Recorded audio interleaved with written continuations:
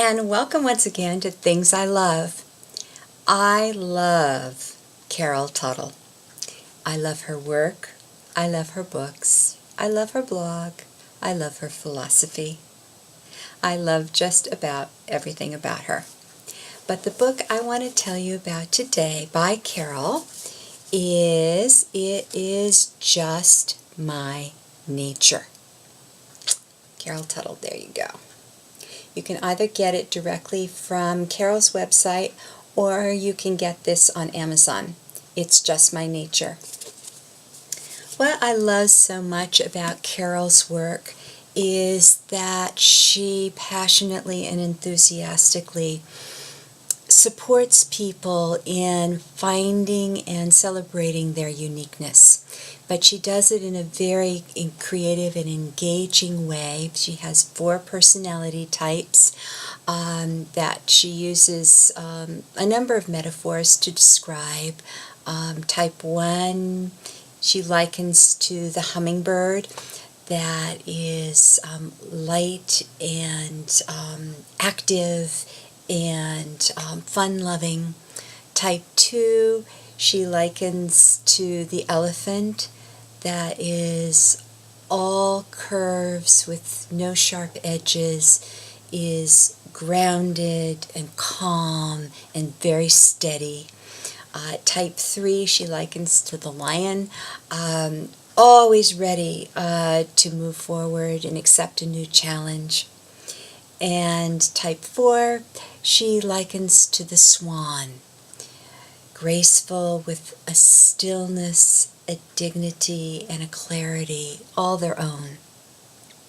And one of the things that Carol talks about in her book that I find so useful is that regardless of which one of the 4 types you are, that growing up, each of us in whichever type is our truth, we were told that something about it was wrong. That type 1s were told to sit still and take life more seriously.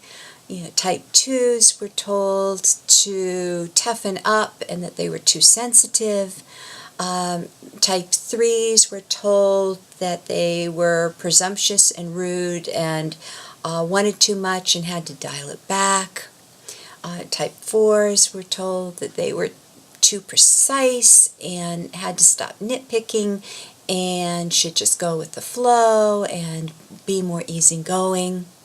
So no matter which type we are, we've probably gotten some messages that what we are at our truest core being is somehow wrong or needs adjustment or needs to be modified in some way.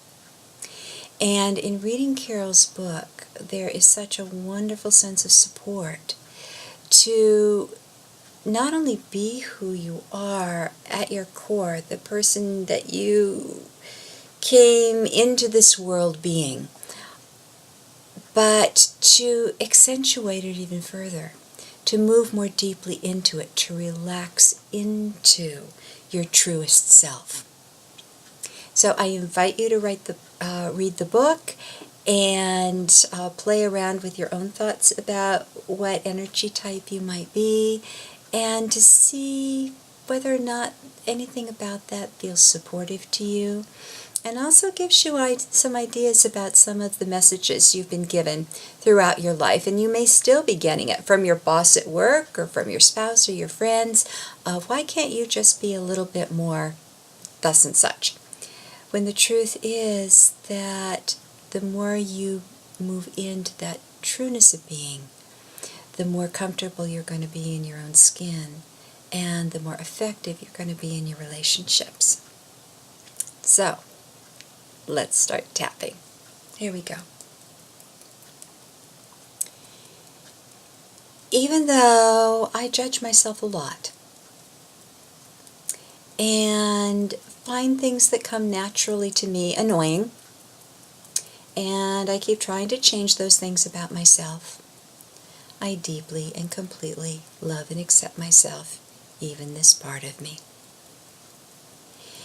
even though I can have a very harsh voice towards myself in my head and tell myself that I'll only be better when I learn to do things differently, I deeply and completely love and accept myself exactly where I am.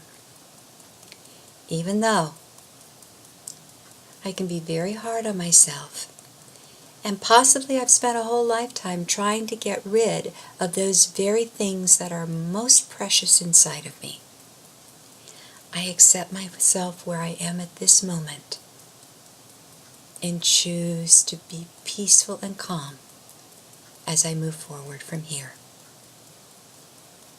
And up to eyebrow.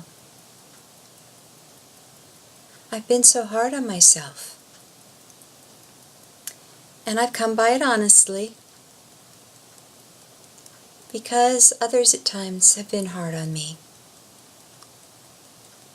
telling me what's too much in me or not enough in me, and how I'm supposed to be different in order to be a better person. And that's wound up leaving me very confused and feeling not right and off kilter.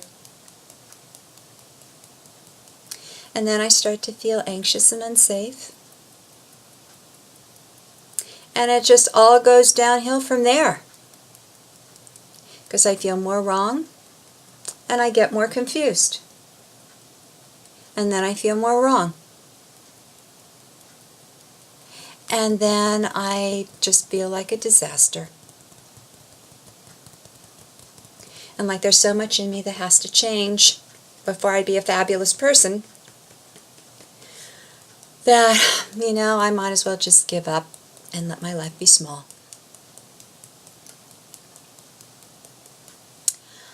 But the very fact that I'm tapping on this right now means that there's a part of me that's not okay with that arrangement. And I want to be open to my most authentic self. Even if it's gotten kind of buried and tangled and lost, I'm open to tapping on that so that I can clear those obstacles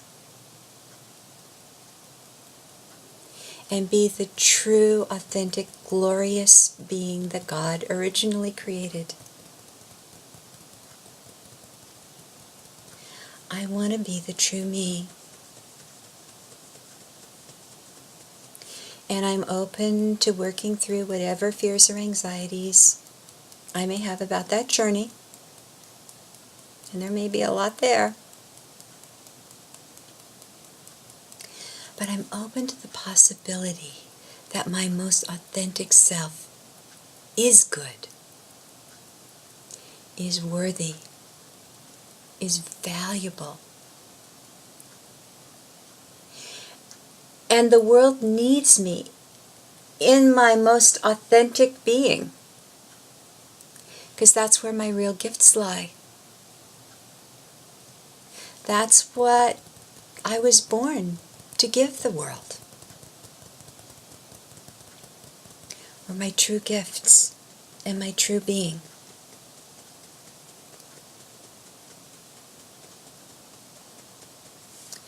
This may be a bit of a journey.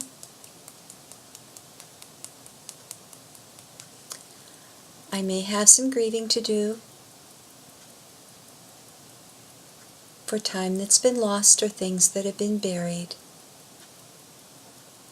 But I also have rejoicing to do for all that is to be uncovered and rediscovered. That nothing in me is completely lost. And that's the real miracle here. Some things may have gone underground, but that divine spark within me still glows and is retrievable. And I release my resistance and my struggle and my fighting. And and open to that glorious being that I was created to be and that I am.